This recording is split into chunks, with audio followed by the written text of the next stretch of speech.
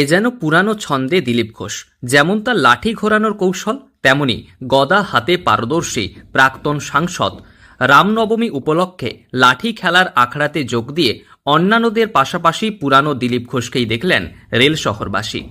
তার লাঠি খেলা তাড়িয়ে তাড়িয়ে উপভোগ করলেন সকলে। এগিয়ে আসছে রামনবমী। রামনবমীকে কেন্দ্র করে বিভিন্ন জায়গায় হয় সুসজ্জিত শোভাযাত্রা, বিভিন্ন জায়গায় বের হয় আখড়া। রেল শহরে বেশ জাঁকজমক সহকারে রামনবমী হয়। রামনবমীর এই আখড়াতে লাঠি খেলা কিংবা গদা ঘোরানো হয়। এবার তার আগেই লাঠি খেলা মহড়া রেল শহর খড়গপুরে। সেই মহড়ায় যোগ দিলেন দিলীপ ঘোষ। লাঠি খেলার গুরুদের সম্মান জানানোর পাশাপাশি লাঠি খেলতে দেখা গেল মেদিনীপুর লোকসভা কেন্দ্রের প্রাক্তন সাংসদ দিলীপ ঘোষকে।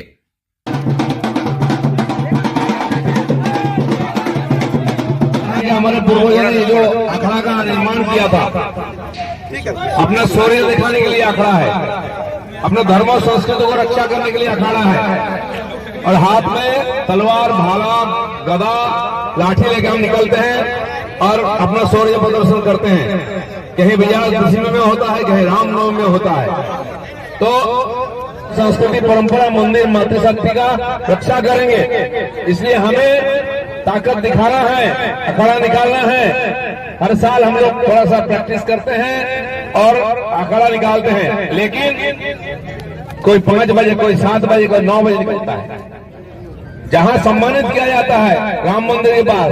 कई लोग 12 মাসে 13 পার্বণের মধ্যে অন্যতম রামনবমী দেশের বিভিন্ন জায়গার পাশাপাশি বেশ ধুমধাম করে রেল শহর খড়গপুরে পালিত হয় রামনবমী।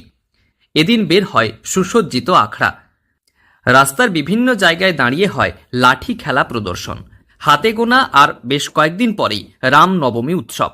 এবার তার আগে খড়গপুর শহরের ধোবিঘাট এলাকায় লাঠি খেলা প্রদর্শনী ও কর্মশালার আয়োজন করা হয়। সেই লাঠি খেলা অনুশীলনে যোগ দেন দিলীপ ঘোষ। বক্তব্য রাখতে গিয়ে হিন্দু পরম্পরার কথা উল্লেখ করেন তিনি। শুধু তাই নয়, এই লাঠি খেলার মধ্য দিয়ে বীরত্ব প্রদর্শনেরও প্রসঙ্গ তুলে ধরেন প্রাক্তন সাংসদ।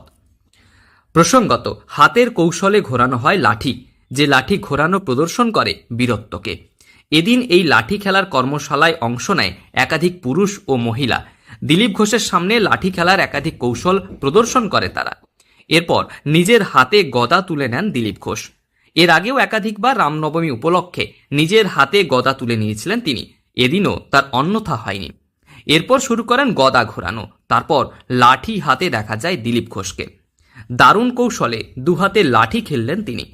প্রাক্তন সাংসদের এই লাঠি খেলা উপভোগ করলেন উপস্থিত সকলে।